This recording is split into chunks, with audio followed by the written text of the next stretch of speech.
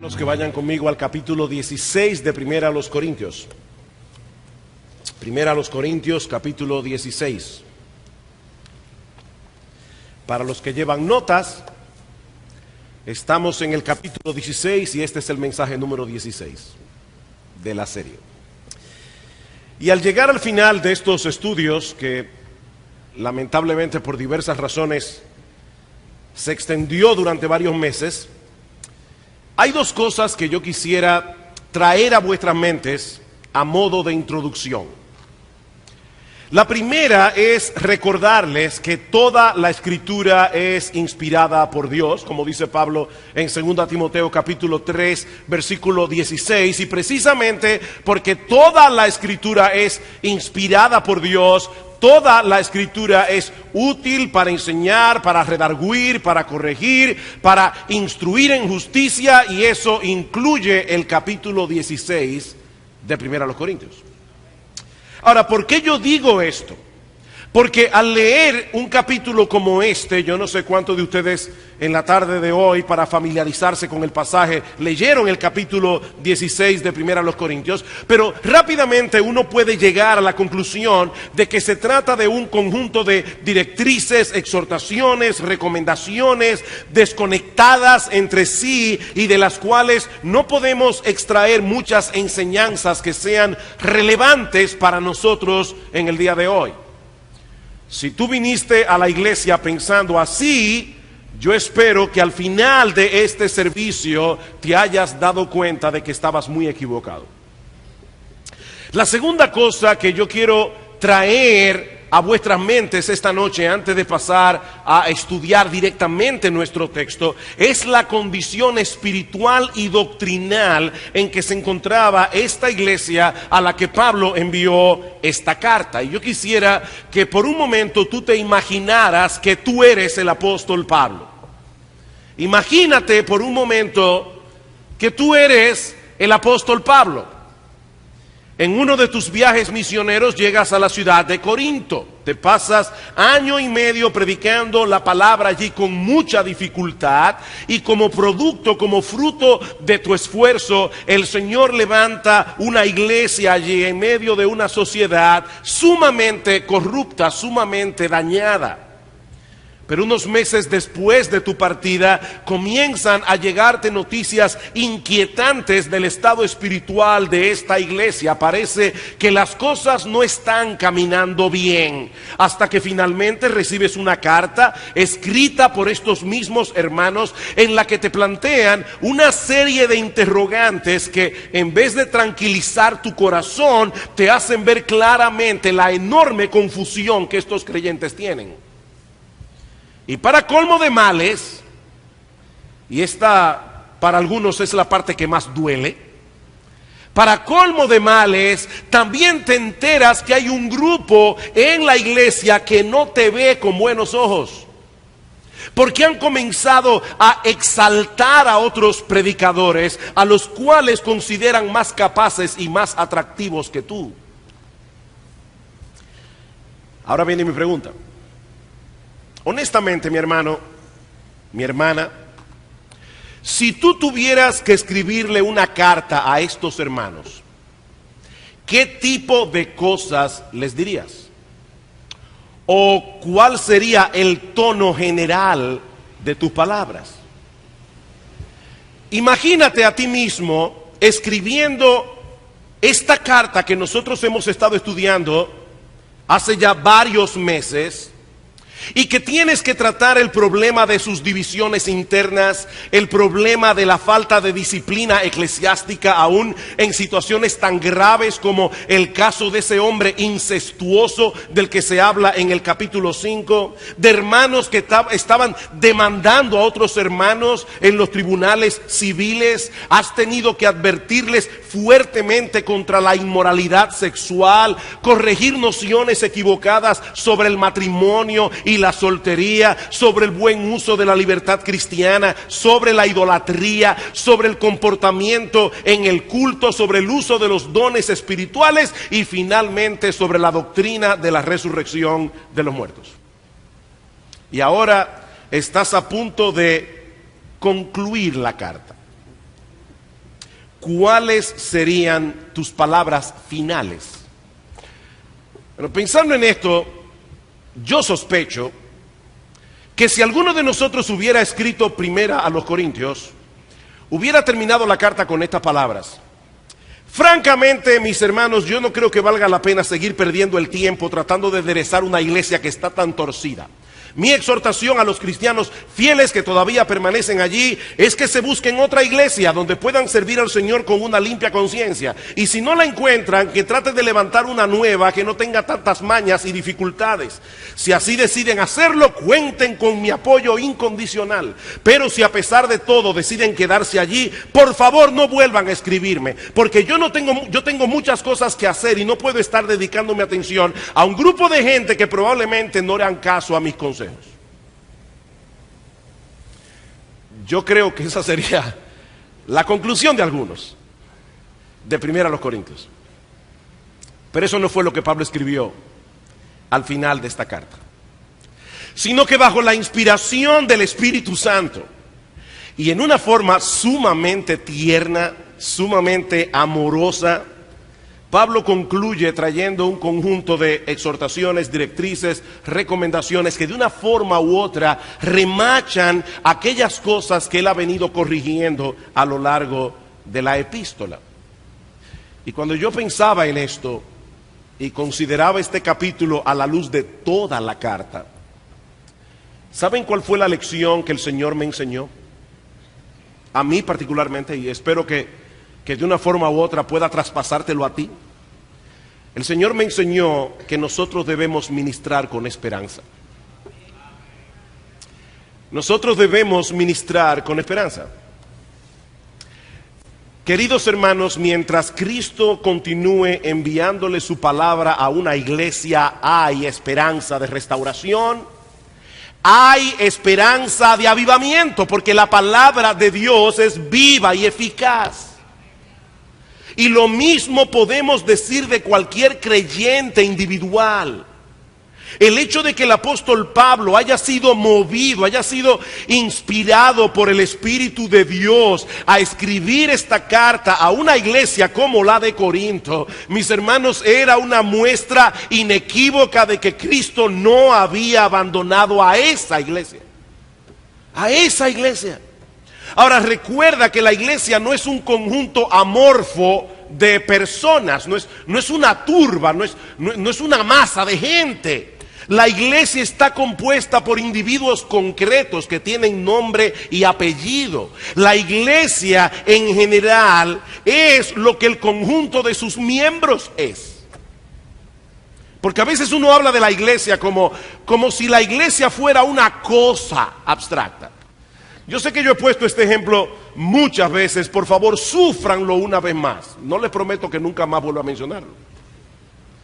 Pero es como el individuo que está sentado en un parque y de repente se le sienta una persona al lado que él no conoce, comienzan a hablar y cuando pasa una mujer cerca de ellos y este hombre le dice a este otro: óyeme, tú ves esa mujer que está allí, esa mujer me da tanta pena. Es una mujer que tiene un matrimonio desgraciado, es una mujer desdichada, es un matrimonio infeliz. Y el otro le pregunta: ¿y tú cómo lo sabes? Bueno, porque ella es mi esposa. Bueno, si ella es tu esposa, no digas que ella tiene un matrimonio infeliz, que ella tiene un matrimonio desdichado, porque tú eres parte del problema y tú eres parte de la solución. Y mis hermanos, a veces nosotros nos desconectamos de la iglesia y hablamos de la iglesia como si la iglesia fuera otra cosa aparte de mí. Y lo que yo quiero poner en tu mente y en tu corazón es que la iglesia está formada de gente concreta. De manera que una iglesia solo puede ser restaurada, una iglesia solo puede ser avivada si los miembros individuales que las componen son restaurados y avivados. Mi hermano, mi hermana, yo no sé cuál es la condición espiritual en que tú te encuentras en este momento. Pero si tú estás aquí escuchando la palabra de Dios, leída, cantada, predicada, hay esperanza para ti. Yo quiero dejar esa idea en tu mente y en tu corazón. Si tú estás aquí en esta tarde y estás escuchando la palabra de Dios, el Espíritu Santo te ha traído a este lugar a escuchar la palabra de Dios. Mi amado hermano, mi amada hermana, Cristo no te ha abandonado. Cristo no te ha abandonado. Ahora es necesario que prestemos atención a las cosas que Pablo tiene que decir a esta iglesia en decadencia, a esta iglesia con problemas, porque hay principios y enseñanzas en este capítulo que son pertinentes para cualquier iglesia, para cualquier creyente, en cualquier lugar, en cualquier época, en cualquier condición espiritual. Nosotros podemos dividir este capítulo en 4 porciones. La primera tiene que ver con una ofrenda que Pablo estaba recogiendo para los creyentes pobres en Jerusalén, versículos 1 al 4. En cuanto a la ofrenda para los santos, haced vosotros también de la manera que ordené a las iglesias de Galacia. Cada primer día de la semana, cada uno de vosotros ponga aparte algo según haya prosperado, guardándolo para que cuando yo llegue no se recojan entonces ofrendas. Y cuando haya llegado a quienes hubiereis designado por carta, a estos enviaré para que lleven vuestro donativo a Jerusalén. Y si fuere propio que yo también vaya, irán conmigo.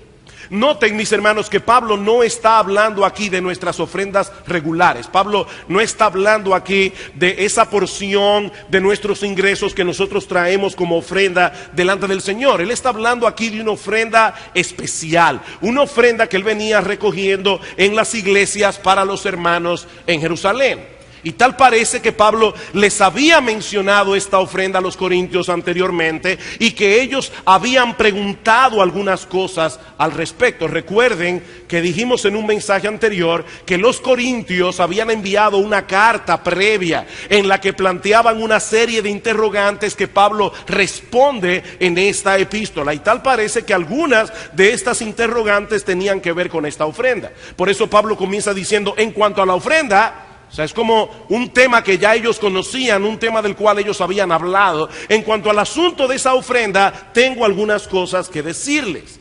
Y las instrucciones que Pablo da a los corintios son las mismas que él ha venido dando en otras iglesias. Ahora, lo que me llama la atención es que estas directrices que parecen tratar un asunto tan puntual, ¿verdad? Algo que no parece tener nada que ver con nosotros. Lo que me llama la atención es que estas directrices que Pablo da a la iglesia son como una especie de ventana a través de la cual nosotros podemos mirar cómo era la vida de la iglesia en sus primeros años. Por ejemplo, una de las cosas que nosotros vemos en este pasaje es el sentido de unidad que los apóstoles trataron de imprimir en las iglesias locales. Y en muchos casos pasando por alto completamente las barreras raciales. Pablo está recogiendo una ofrenda en iglesias compuestas mayormente por gentiles. Y si hay personas que nos visitan aquí, la palabra gentil se usa en la escritura para hablar de aquellos que no eran judíos. Y Pablo está recogiendo una ofrenda en iglesias que estaban compuestas mayormente por creyentes gentiles para favorecer a los creyentes pobres de una iglesia en Jerusalén compuesta casi completamente por creyentes judíos. Pero en el Señor Jesucristo las barreras raciales fueron destruidas. Nosotros somos un cuerpo en el Señor. Y hermanos, nosotros tenemos en ese sentido que tener una visión más amplia del reino de Dios, una visión que vaya más allá de las 4 paredes de esta iglesia local. Nosotros somos una iglesia que está conectada con muchas iglesias alrededor del mundo y todas ellas conforman la iglesia universal del Señor. ¿Sabes lo que eso significa, mi amado hermano? Que cuando algo le ocurre a un creyente en otro lugar que tú no conoces, eso tiene que ver contigo porque es tu hermano. Es tu hermano el que está pasando por esa dificultad. Por otra parte, Pablo menciona explícitamente que esta ofrenda debía ser puesta aparte cada primer día de la semana, es decir, los domingos. Y aunque debemos tener cuidado de no sacar más información de la cuenta de un texto tan breve, no podemos desconectar lo que Pablo dice aquí del resto de la enseñanza del Nuevo Testamento con respecto al primer día de la semana. En primer lugar, mis hermanos, no olviden que nuestro Señor Jesucristo resucitó el primer día de la semana, completando de ese modo su obra redentora y dando inicio a una nueva creación. Esa es la razón por la que nosotros nos congregamos el domingo en la iglesia. Por otra parte, las primeras apariciones de Cristo como el Cristo resucitado ocurrieron precisamente el domingo, no el sábado, no el lunes, el domingo. Luego de haber aparecido a María Magdalena esa misma mañana de la resurrección y a 2 de sus discípulos que iban camino a Emaús, el Señor se presentó esa noche en el lugar donde todos los discípulos se encontraban reunidos.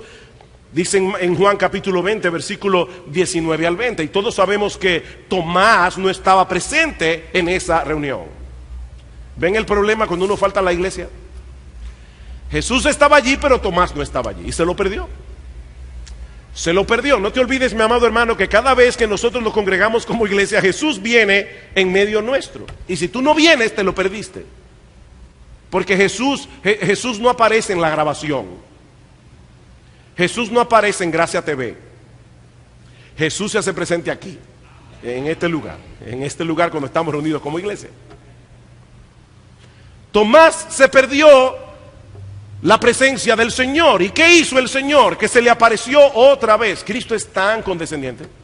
¿Y saben cuándo se apareció el Señor? Él esperó lunes, martes, miércoles, jueves, viernes, sábado, y se apareció de nuevo el otro domingo. Juan 20, versículo 26 al 29. De manera que el Señor resucitó el primer día de la semana. El Señor apareció a los discípulos por primera vez el domingo. Esperó toda una semana para volver a congregarse con ellos en ese día. Pero no solamente eso, el Espíritu Santo descendió por primera vez para conformar la iglesia de Cristo. ¿Saben cuándo? El domingo. Porque fue en el día de Pentecostés, dice en Hechos capítulo 2. Y Pentecostés siempre caía en domingo. Dice en Levítico capítulo 25, versículo 15 al 16, que la fiesta de Pentecostés se celebraba el primer día de la semana, después de 7 semanas, posterior al último reposo de la Pascua. Si ustedes cuentan 7 por 7 por 7 por 7 por 7, son 49, ¿verdad?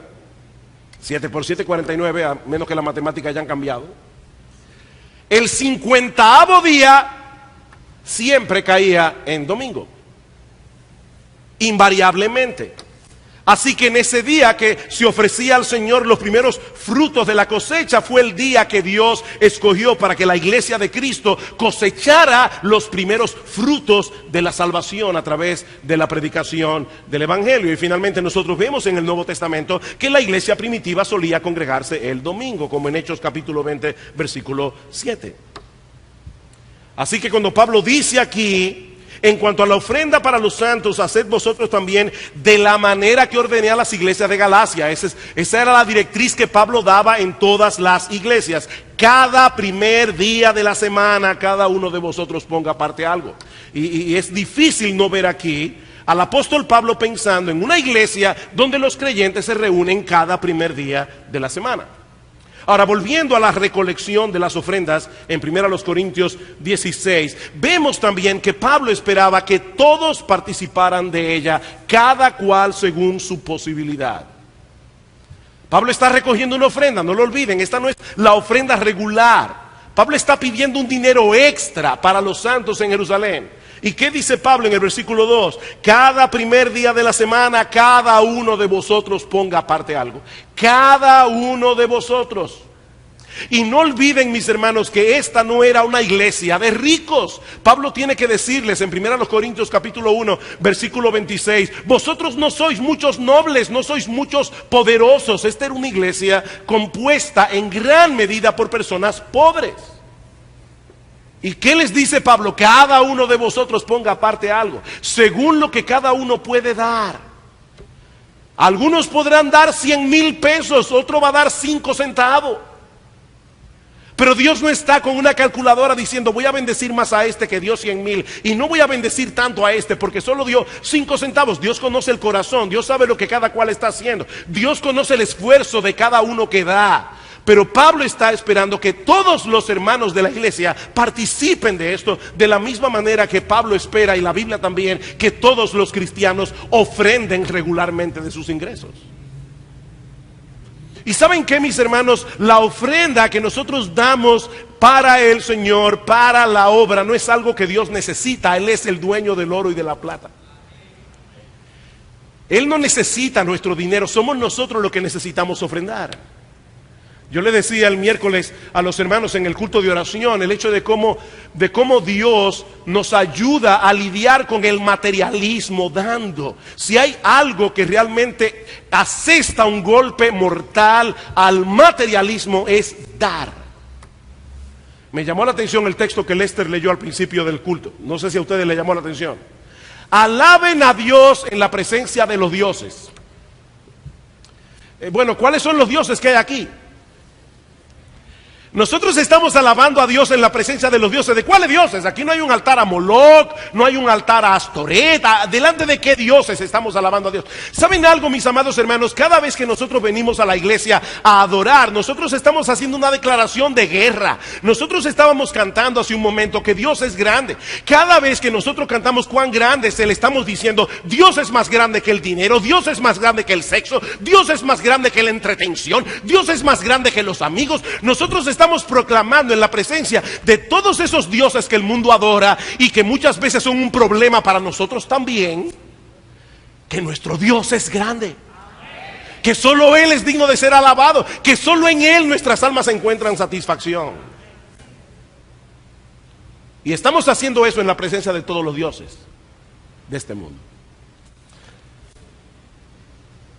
El miércoles compartía con los hermanos en el culto de oración algo que me sucedió en el viaje. Yo estoy entrando en un lugar, había un desnivel y de repente el iPad se me cayó de las manos de canto. Y cuando yo abrí el iPad y vi esta pantalla todo craqueada, a mí se me fue el corazón al piso. Y yo le decía a Gloria, ¿sabes qué? Estoy profundamente triste. Ella me dijo, no tienes que decírmelo, se te nota. Mi cara era evidente que estaba triste. Y le dije, pero mi tristeza es doble. Yo estoy triste porque se me rompió el iPad, definitivamente. Yo uso mucho ese instrumento, lo uso mucho. Pero yo estoy triste por lo profundamente triste que estoy. Porque esta tristeza está revelando mi idolatría. Yo soy un idólatra. Yo soy un idólatra. Yo estoy idolatrando este aparato. Y eso fue bueno para mi alma, créame. Fue bueno para mi alma tener que reflexionar en eso.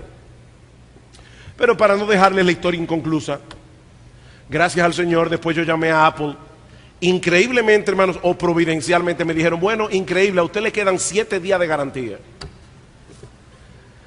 Y pude resolver el problema y venir con mi iPad nuevo de Estados Unidos. Pero hermanos, la única manera en que nosotros podemos luchar eficazmente contra la idolatría del corazón que tú y yo tenemos, por alguna razón Juan termina su carta en 1 de Juan capítulo 5 versículo 21 diciendo, hijitos, guardaos de los ídolos, y se lo está diciendo a cristianos. La manera más efectiva que nosotros podemos usar para librar una batalla a muerte contra el ídolo del materialismo es dando. Dando, nosotros tenemos que dar. Todos nosotros, ricos y pobres, tenemos una lucha contra el materialismo. Ahora, Pablo no solo estaba haciendo una colecta en diversas iglesias para aliviar la pobreza de estos hermanos en Jerusalén, sino que Pablo también había trazado una estrategia para hacerles llegar esta ofrenda. Y dice en el versículo 3, cuando haya llegado a quienes hubierais designado por carta, a estos enviaré para que lleven vuestro donativo a Jerusalén, y si fuere propio que yo también vaya, irán conmigo. Tal parece que Pablo estaba configurando una comitiva integrada por hermanos de varias iglesias que habrían de llevar este donativo. Y a la comitiva él esperaba sumarse si las condiciones eran propicias. Él dice en el versículo 4, si fuere propio que yo también vaya. Y no sabemos exactamente en qué estipulaba el que fuera propio o no que Pablo fuera a Jerusalén. Pero algunos piensan que tal vez Pablo sabía que cuando llegara a Jerusalén iba a tener problemas, como de hecho sucedió más adelante. Y Pablo está pensando si debo ir o no debo ir. Ahora, eso nos lleva de la mano a la próxima sección de este capítulo, en el que Pablo desglosa más ampliamente sus planes. Ya él ha hablado, yo tengo planes de ir a Jerusalén, llevar esta ofrenda si el Señor me lo permite, pero ahora él aprovecha para hablarle más ampliamente de cuáles eran sus planes, y de paso también les habla de Timoteo y de Apolos. Dice en el versículo 5, iré a vosotros cuando haya pasado por Macedonia, pues por Macedonia tengo que pasar, y podrá ser que me quede con vosotros o aún pase el invierno, para que vosotros me encaminéis a donde haya de ir, porque no quiero veros ahora de paso, pues espero estar con vosotros algún tiempo si el Señor lo permite, pero estaré en Éfeso hasta Pentecostés, porque se me ha abierto puerta grande y eficaz, y muchos son los adversarios. No olviden, hermanos, esta es la iglesia que le había dado a Pablo tanta agua de beber. Otra vez, yo creo que algunos hubieran escrito algo como esto: si ustedes me ruegan que yo vaya, porque ahora yo no sé si ustedes quieren que yo vaya, para que los hermanos le escriban una carta y digan, ay sí, Pablo, ven.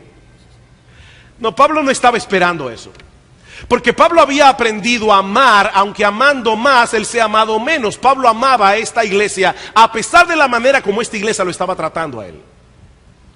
Y ahora Pablo les dice, a pesar de todos esos problemas, yo deseo pasar un tiempo con ustedes. Yo no quiero verlos simplemente de pasada. Yo no sé ustedes, hermanos, pero esto es una tremenda lección para todos nosotros. Porque nosotros solemos alejarnos de todo el que nos da problemas. ¿No es así? Buenas verjas hacen buenos vecinos. De hecho, mucha gente se convierten en fugitivos de iglesia precisamente por esa razón. Tienen un problema en esta iglesia, se van. Tienen un problema en aquella iglesia, se van. Tienen otro problema en aquella iglesia, se van también. Son fugitivos. Pablo no era así. Pablo no era así. Pablo sabía que estos hermanos lo necesitaban. Ahora, Pablo sabía también que el hecho de visitarlos dependía enteramente de la voluntad soberana de Dios. Por eso dice en el versículo 7, porque no quiero veros ahora de paso, pues espero estar con vosotros algún tiempo si el Señor lo permite. Y Pablo no hablaba por hablar. Recuerden, toda la escritura es inspirada por Dios. El Espíritu Santo inspiró a Pablo a escribir esto. Cuando Pablo dice aquí, si el Señor lo permite, él estaba realmente descansando en la voluntad soberana del Señor. ¿Y saben qué sucedió, mis hermanos? Que Pablo tuvo que posponer esa visita. Y algunos miembros de la iglesia en Corinto volvieron a arremeter contra Pablo, acusándolo de que él era una veleta. Noten 2 Corintios capítulo 1, versículo 15. Dice Pablo, con esta confianza, esta es la segunda carta, con esta confianza quise ir primero a vosotros para que tuvieseis una segunda gracia y por vosotros pasar a Macedonia y desde Macedonia venir otra vez a vosotros y ser encaminado por vosotros a Judea. Ese era el plan original. Así que al proponerme esto, usé quizá de ligereza o lo que pienso hacer, lo pienso según la carne. Oigan lo que estos hermanos estaban pensando. Pablo es un carnal. Pablo dice una cosa hoy, hace otra cosa mañana. Y Pablo dice, ¿ustedes creen que yo soy así? Para que haya en mí sí y no. Mas como Dios es fiel, nuestra palabra a vosotros no es sí y no. Pablo no era una veleta. Él tenía razones de por qué tuvo que posponer su viaje. Y hermanos, esto nos enseña algo. A veces nosotros vemos a los líderes de la iglesia tomar ciertas decisiones y traen un planteamiento a la iglesia. Y por diversas razones el planteamiento se cae. Nosotros podemos hacer planes, pero nosotros no somos Dios. Yo puedo hacer planes en un papel y decir, nosotros queremos hacer esto, esto y aquello con la iglesia. Y de repente comienzan a pasar una serie de cosas que se meten en el camino y no podemos hacer lo que pensábamos hacer. ¿Y saben lo que hacen algunos miembros de la iglesia sin tener ninguna información? Comienzan inmediatamente a criticar a los líderes. Son una veleta. Siempre están haciendo planes que nunca cumplen. Eso fue lo que los corintios le hicieron a Pablo. Miren, hermanos, nosotros debemos hacer planes, pero debemos siempre estar abiertos a que Dios tenga una agenda diferente. Y eso no solamente va para los líderes, eso va para todos. Nosotros debemos hacer planes, no debemos vivir a lo loco. Pero siempre debemos recordar que existe la posibilidad de que Dios tenga otra agenda. Y así era como Pablo funcionaba. Noten el versículo 5 otra vez del capítulo 16 de 1 Corintios. Iré a vosotros cuando haya pasado por Macedonia, pues por Macedonia tengo que pasar. Pablo tenía un plan. Y me quedaré con ustedes por un tiempo. Podrá ser que me quede con ustedes por un tiempo. Y luego en el versículo 8, estaré en Éfeso hasta Pentecostés, porque se me ha abierto puerta grande y eficaz. Pablo hacía planes. Pablo no estaba esperando constantemente señales del cielo. De hecho, hermanos, ese es uno de los temas más complicados para muchos cristianos en el día de hoy. ¿Cómo yo puedo saber cuál es la voluntad de Dios? Y muchos cristianos están paralizados esperando que Dios de alguna manera le muestre como una especie de señal del cielo. Me caí, resbalé con un guineo, la cabeza me dio con un mapa y en la cabeza me quedó en la India. Dios me quiere llevar de misionero a la India. No, Dios no obra así. Dios no obra así, hermano. Nosotros tenemos que usar la cabeza, tenemos que pensar, tenemos que considerar, tenemos que planificar, sumar y restar. Y después que hacemos todo eso, ¿saben lo que debemos hacer? Actuar. Nosotros quisiéramos en cada cosa que hacemos que Dios nos traiga un plano y nos diga, mira, quiero que tú vayas aquí y que hagas esto aquí y que luego entonces vayas allí. Si tú estás esperando ese tipo de dirección de parte del Señor, mi amado hermano, créeme, tú no vas a hacer nada para Cristo. No, nosotros tenemos que planificar, tenemos que actuar y esperar en el Señor. ¿Qué pasó con el apóstol Pablo? Pablo planificó su segundo viaje misionero y no olviden que Pablo era un hombre que recibía revelaciones directas del Señor Jesús. Y Pablo planifica su viaje misionero y se va para Bitinia. Y estando en Bitinia, el Espíritu Santo le dijo, Pablo no es aquí. Y Pablo seguramente comenzó a pensar, ¿a dónde voy ahora? Me voy para Misias. Pablo se va para Misias y cuando llega a Misias, el Espíritu Santo ya en la ciudad le dice, Pablo tampoco es aquí. Y luego Pablo se mueve hacia Troas. Y si ustedes buscan un mapa se van a dar cuenta de algo. Ya Pablo está aquí, lo que hay ahí es el mar Mediterráneo. Ya no hay nada, ya no hay otro sitio para donde ir. Y seguramente que Pablo no lo quería, Dios no quería a Pablo de pescador. Allí se le aparece un varón macedonio y le dice, pasa y ayúdanos. Pasa y ayúdanos. ¿Saben lo que eso nos enseña, mis hermanos? Que nosotros tenemos que actuar y es actuando que Dios nos revelará su voluntad. Muévete, mi hermano. Planifica y actúa. Y en medio de la actuación Dios te va a guiar, pero planifica y actúa. Hay un libro fantástico sobre cómo conocer la voluntad de Dios. Me encanta el título. Se llama, no sé cómo traducirlo en español, pero es Just Do Something. Haz algo. Haz algo. Me quiero casar. Soy soltero, me quiero casar. ¿Cuál es la elegida, Señor? Bueno, comienza a buscarla. Porque créeme, ella no va a llegar a tu puerta diciéndome, aquí estoy yo. Yo soy la que el Señor te eligió. Haz algo, muévete, actúa. Y Dios te va a guiar en el camino. Ahora, Pablo también estaba preocupado por la manera como los corintios habrían de recibir a Timoteo. Dice en el versículo 10, y si llega Timoteo, mirad que esté con vosotros con tranquilidad, porque él hace la obra del Señor así como yo. Por tanto, nadie le tenga en poco, sino encaminadle en paz, para que venga a mí, porque le espero con los hermanos. Aquellos que han leído el Nuevo Testamento saben que Pablo y Timoteo eran muy diferentes. Y si algunos miembros de la iglesia en Corinto estaban menospreciando a Pablo, imagínense ¿cómo iban a tratar a Timoteo? Un hombre joven, un hombre tímido, un hombre enfermizo. ¿Cómo ustedes creen que los corintios iban a tratar a Timoteo? Pero Pablo les hace ver, estos hermanos, que independientemente de su carácter, de su temperamento, Timoteo hacía la obra del Señor, lo mismo que Pablo. Dice Pablo, él hace la obra del Señor, lo mismo que yo. Mis hermanos queridos, cuidado con evaluar a los siervos de Dios conforme a los patrones del mundo. Vemos a un individuo como el apóstol Pablo, un individuo arrojado, un individuo sin miedo, con convicciones, con un intelecto brillante, y decimos, he ahí claramente el ungido del Señor. Vemos a Timoteo, un individuo más bien apocado, tímido, temeroso, joven, y decimos, no sé, no estoy seguro. Pero resulta que ese joven, tímido, temeroso, enfermizo, fue uno de los colaboradores más importantes del equipo misionero de Pablo. Cuidado, hermanos, pues nos puede pasar como a Samuel. Samuel va a ungir a David, al rey escogido por Dios, y desde que llegó Eliab y Samuel vio a este hombre tan grande, tan fuerte, dice aquí, indudablemente este es el ungido del Señor. Y Dios tuvo que decirle, Samuel, no mires lo que el hombre mira, porque Jehová mira lo que está en el corazón.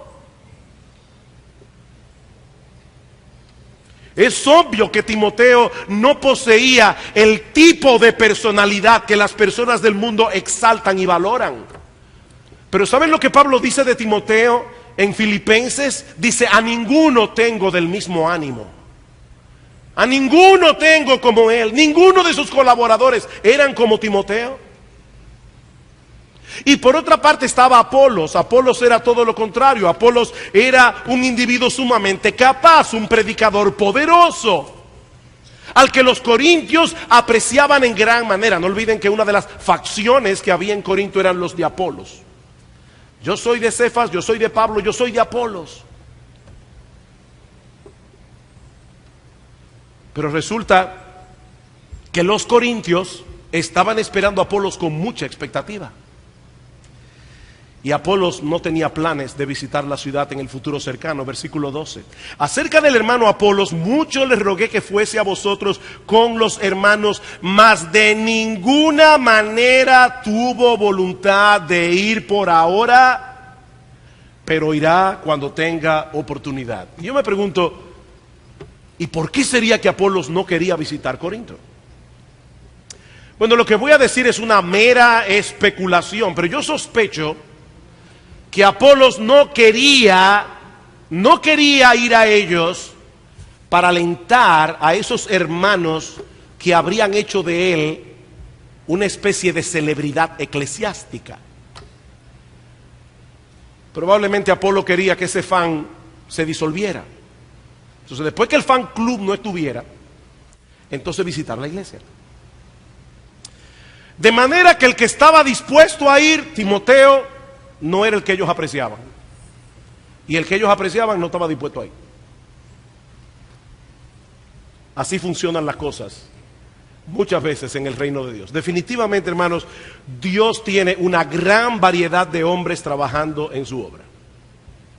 Una gran variedad. Y nosotros tenemos que aprender a apreciar los dones que Él nos da. Tenemos que aprender a apreciar los dones que Él nos da. Y eso es muy pertinente en este momento de la vida de nuestra iglesia, en que estamos embarcados en la elección de nuevos líderes. Si Dios no los ha dado, no los ha dado. Pero si Dios los ha dado, tenemos que mirar a los que Dios está mirando. ¿Cómo? Usando los principios de evaluación revelados en su palabra, y no conforme a los estándares del mundo, ni conforme a nuestras preferencias personales. Esta iglesia en Corinto, que se había dividido en torno a ciertos líderes humanos, necesitaba recordar eso. Por eso le decía al principio que esto que parece una simple información de Pablo, hay una agenda detrás. Pablo sigue tratando con estos corintios.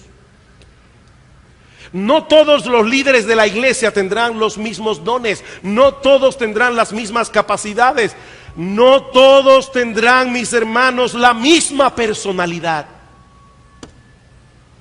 Pero Dios está obrando en su iglesia y dirigiendo su iglesia por medio de todos ellos. Y la iglesia debe aprender a apreciarlos como dones de Dios. Cada uno conforme a lo que Dios le ha dado. Pero Pablo no ha terminado aún de lidiar con los problemas de Corinto. De ahí las exhortaciones que encontramos en los versículos 13 al 18. Versículo 13, velad, estad firmes en la fe, portaos varonilmente, esforzaos, todas vuestras cosas sean hechas con amor. Como yo no tengo el tiempo para desglosar uno por uno los 5 imperativos que aparecen en estos 2 versículos, yo quisiera concentrarme en esta tarde en el tercero de la lista. Yo sé que las hermanas de la iglesia a partir de hoy me van a amar más. El tercer imperativo de la lista es: portaos varonilmente. Portaos varonilmente. Este es un mandamiento obviamente dirigido de manera peculiar a los hombres de la iglesia en Corinto. ¿Y cuál es la exhortación? A que se comporten como hombres, a que actúen como hombres, a que desarrollen continuamente aquella virtud distintiva que hace al hombre ser hombre. Hay algunas cosas en la Biblia que son para hombres y mujeres. El fruto del Espíritu es amor, gozo, paz, paciencia, benignidad, bondad, fe, mansedumbre, templanza. Eso es para todos, hombres y mujeres. Pero Pablo se está refiriendo a algo aquí muy particular y dice: hombres de la iglesia en Corinto, actúen como hombres. Y eso de inmediato levanta algunos cuestionamientos. ¿Existe alguna característica que identifique al hombre como hombre? ¿Hay algún rasgo, alguna virtud que distinga la masculinidad de la femineidad? ¿Ha revelado Dios en su palabra lo que nosotros podríamos llamar un perfil masculino cristiano? Yo creo que sí. Déjenme darles algunas pistas. Por ejemplo, en 1 Corintios capítulo 13, versículo 11, un texto que nosotros vimos hace unas semanas atrás, Pablo dice: cuando yo era niño, hablaba como niño, pensaba como niño, juzgaba como niño, mas cuando ya fui hombre, yo dejé lo que era de niño. Pablo está contrastando aquí la niñería con la hombría. Un hombre no está supuesto a actuar como un niño y por lo tanto él debe actuar como un hombre es exactamente lo opuesto a actuar como un niño en ciertas situaciones y circunstancias. El hombre debería poseer una experiencia tal y una fortaleza de carácter que le permita enfrentar los problemas de la vida en una forma muy diferente a como lo haría un niño de 10 años. Sus decisiones deben ser distintas, sus reacciones deben ser distintas. O pensemos en 1 de Pedro capítulo 3 versículo 7. Pedro nos dice allí que la mujer debe ser tratada con delicadeza. ¿Por qué? Porque ella es el vaso más frágil. ¿Y qué implica eso? Bueno, lógicamente que el hombre es el vaso más fuerte. De manera que cuando Pablo dice en 1 Corintios capítulo 16 versículo 13 que los hombres de la iglesia en Corinto debían portarse varonilmente, Pablo estaba llamando a los hombres de esta iglesia a cultivar ese rasgo distintivo de la verdadera hombría. El comentarista Lenski define estas palabras como un mandato a mantenerse en todo momento y en toda situación actuando como hombres. En todas las posiciones que ocupen, en todos los roles que desempeñen, en los deberes que lleven a cabo, muéstrense como hombres constantemente. Esa es la idea del texto. Pastor, ¿pero qué significa eso en la práctica? ¿Qué yo tengo que hacer para actuar como un hombre? Bueno, tomando muchos textos de las Escrituras que yo no puedo ahora desglosar aquí, esto significa básicamente mostrar valor, coraje y fortaleza. Valor, coraje y fortaleza. Como alguien ha dicho, esta palabra habla de esa firmeza y poder del alma que hace que el hombre enfrente su porción en la vida con eficiencia, con habilidad, con efectividad y sobre todas las cosas con perseverancia. ¿Saben lo que significa actuar como un hombre? Actuar como un hombre es hacer lo que yo tengo que hacer por la convicción de que Dios me está pidiendo que lo haga, aunque el mundo se reviente. Eso es actuar como hombre. Es actuar con coraje, es actuar con firmeza, es actuar con valentía, pero sobre todas las cosas es actuar con perseverancia. Esa idea es reafirmada por los imperativos que aparecen en 1 Corintios 16:13. Dice: velad, estad firmes en la fe. Ahí es que dice: portaos varonilmente y esforzaos. Y esa palabra significa literalmente sed fuertes. Es lo opuesto a ser débil, indeciso, vacilante. Ustedes han visto ese tipo de personas que no saben lo que va a hacer con su vida,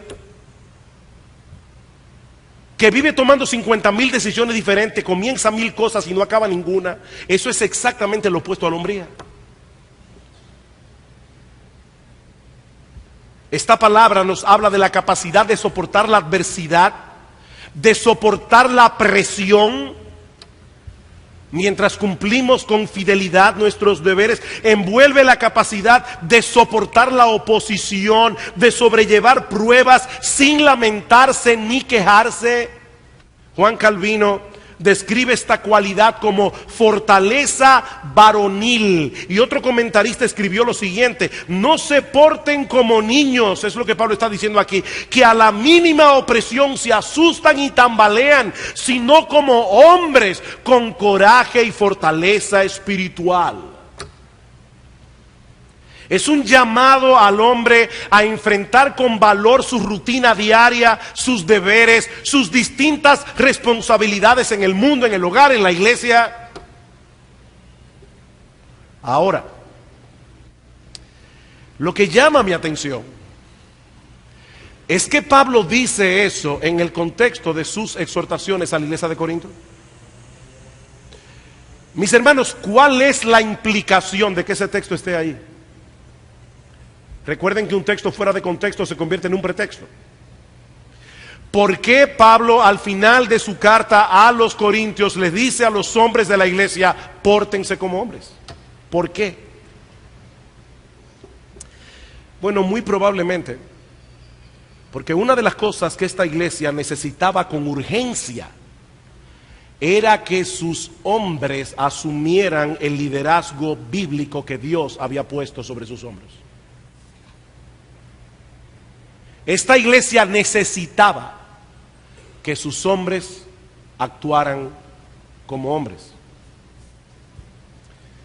Mis hermanos, si hay algo que la iglesia de Cristo necesita, es que sus mujeres se comporten como mujeres y sus hombres se comporten como hombres. No como machos, como hombres. Y me llama muchísimo la atención cómo Pablo sigue hablando en este pasaje. Dice: portaos varonilmente y esforzaos, todas vuestras cosas sean hechas con amor. Inmediatamente después de haber dicho a los hombres de la iglesia: pórtense como hombres, Pablo dice: y no olviden que todas vuestras cosas deben ser hechas con amor. Y no solamente eso, se me está yendo el sonido, no sé por qué. No solamente eso, Pablo sigue diciendo: hermanos, ya sabéis que la familia de Estéfanas es la primicia de Acaya y que ellos se han dedicado al servicio de los santos. Os ruego que os sujetéis a personas como ellos y a todos los que ayudan y trabajan. Qué bueno, ¿verdad? Que en una iglesia un hombre como Pablo puede enviar una carta y decir: miren esa familia que ayudan y trabajan en la iglesia. Me regocijo con la venida de Estéfanas, de Fortunato y de Acaico, pues ellos han suplido vuestra ausencia, porque confortaron mi espíritu y el vuestro. Reconoced pues a tales personas. ¿Qué implica esto? Bueno, eso implica, hermanos, que estos hombres debían hacer todas las cosas en amor, que estos hombres debían someterse a los que estaban en autoridad, lo que quiere decir que ser hombre no es lo mismo que ser un guerrillero.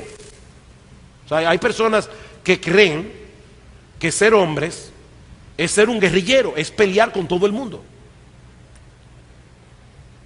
Yo no le aguanto cosas a nadie porque yo no soy, pues yo soy un hombre.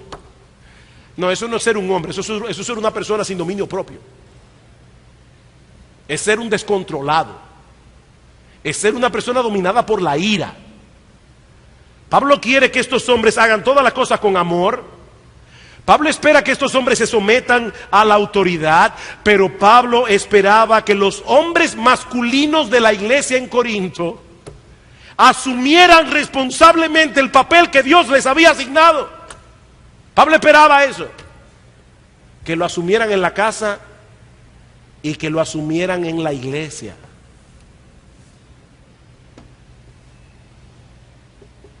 Hombres que están haciendo en su iglesia lo que deben estar haciendo en su iglesia. Hombres que están presentes en sus cultos. Hombres que están presentes cada vez que se les necesita. Hombres que cuando se pide ayuda para algo hay que frenarlos porque ellos siempre están ahí para servir en su iglesia. ¿Saben qué, mis amados hermanos? Ninguna iglesia puede funcionar a menos que tenga ese tipo de hombres. Es imposible. Finalmente, Pablo concluye esta carta enviando algunos saludos y palabras de despedida. Versículo 19: las iglesias de Asia os saludan. Esto me llama muchísimo la atención. Las iglesias de Asia estaban sinceramente preocupadas por lo que estaba sucediendo en Corinto. Y si usted no ha tomado un mapa, se va a dar cuenta que las iglesias de Asia están en Asia y Corinto está en Grecia. Son dos continentes diferentes. Pero los hermanos de la iglesia en Asia estaban preocupados por lo que estaba pasando en Corinto. Y cuando supieron que Pablo le iba a escribir una carta, le dice: por favor, saluda a los hermanos de nuestra parte. Esto es compañerismo cristiano.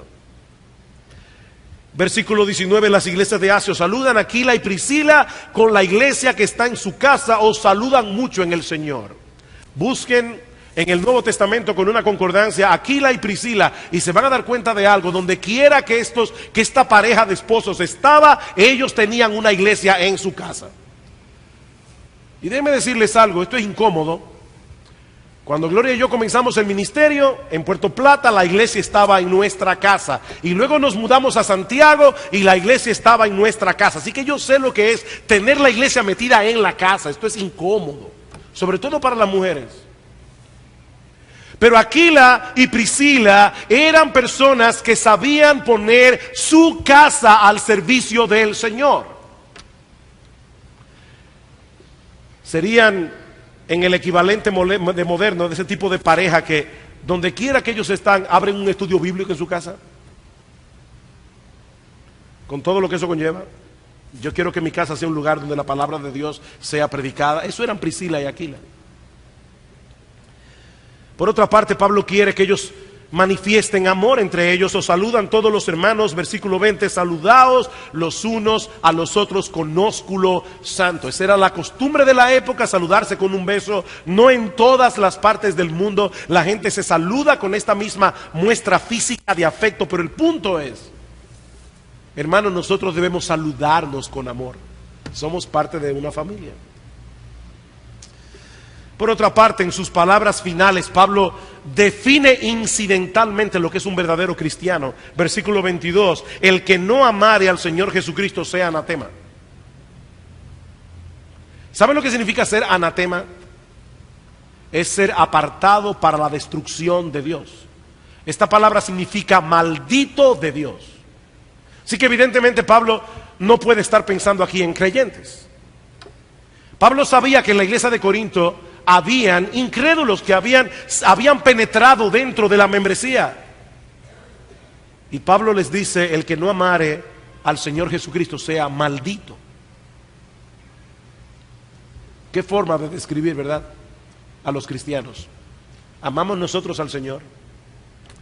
¿Es Él nuestro todo, como cantábamos esta mañana? ¿Es Cristo importante para ti?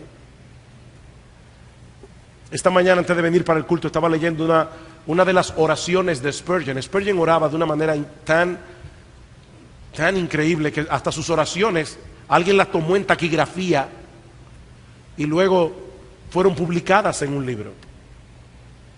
Y una de las cosas que Spurgeon le oraba al Señor era pidiéndole perdón, diciendo: Señor, cuando yo pienso en lo que Cristo hizo por mí, en lo que Cristo hizo en la cruz del Calvario, veo la dureza de mi corazón. Pero aún el hecho de que Spurgeon pudiera percibir la dureza de su corazón, en que él no amaba a Cristo como debía amarlo, era fruto de su amor por él. El que ama a Cristo verdaderamente le molesta no amarlo más. Y Pablo dice aquí: un verdadero cristiano ama a Cristo. El que no ama a Cristo terminará en el infierno. El Señor vuelve, dice Pablo, versículo 22. Y finalmente Pablo los encomienda a la gracia del Señor. La gracia del Señor Jesucristo esté con vosotros.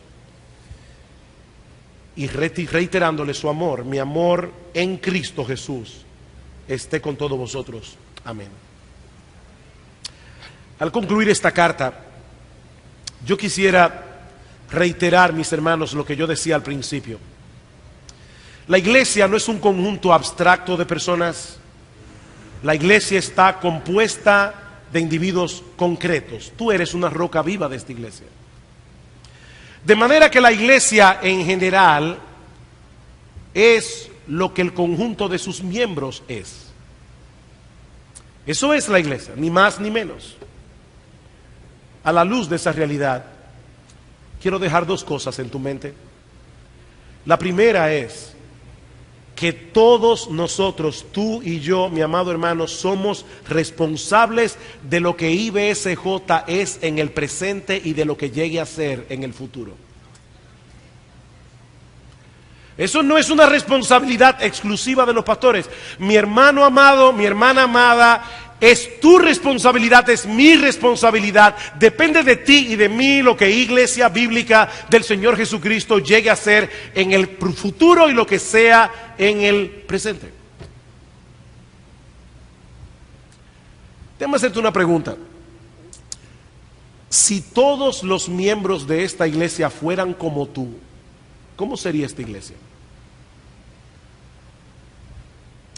Si todos los miembros de esta iglesia ofrendaran como tú, si todos los miembros de esta iglesia estuvieran los miércoles en el culto de oración como tú, si todos los miembros de esta iglesia asistieran regularmente a los cultos como tú, ¿cómo sería esta iglesia? Si todos los miembros de esta iglesia evangelizaran como tú, si todos los miembros de esta iglesia amaran al Señor como tú, cantaran como tú, ¿cómo sería esta iglesia? Si todos fueran como tú. En estos días estaba yo tratando de pensar, ¿cómo sería Jesús si fuera miembro de una iglesia?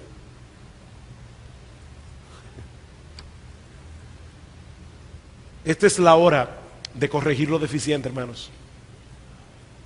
Lo segundo que quisiera dejar en vuestras mentes y corazones es que la gracia del Señor Jesús está disponible para nosotros, para llegar a ser la iglesia que Él quiere que seamos, para llegar a ser el creyente que Él quiere que seamos.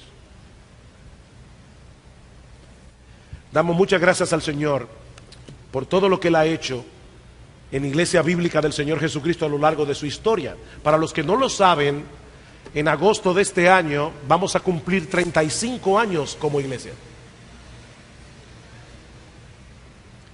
35 años. Ha llovido mucho. Desde aquel 13 de agosto del año 1978, cuando un grupo de 12 muchachos nos reunimos debajo de una mata de parra a comenzar esta iglesia. Ha llovido mucho. Han pasado muchas cosas. Queremos que Iglesia Bíblica del Señor Jesucristo continúe siendo fiel al Señor y abundando en la obra del Señor, como veíamos esta mañana. Entonces tú y yo tenemos que abundar en la obra del Señor. Tú y yo tenemos que poner nuestros dones en operación. Tú y yo tenemos que amar la iglesia, porque la iglesia es la esposa de Cristo. Si esta iglesia imperfecta es la esposa del Cordero, aquí está la familia con la que nosotros pasaremos la eternidad alabando al Señor por los siglos de los siglos. Glorias sean dadas a nuestro bendito Señor y Salvador Jesucristo.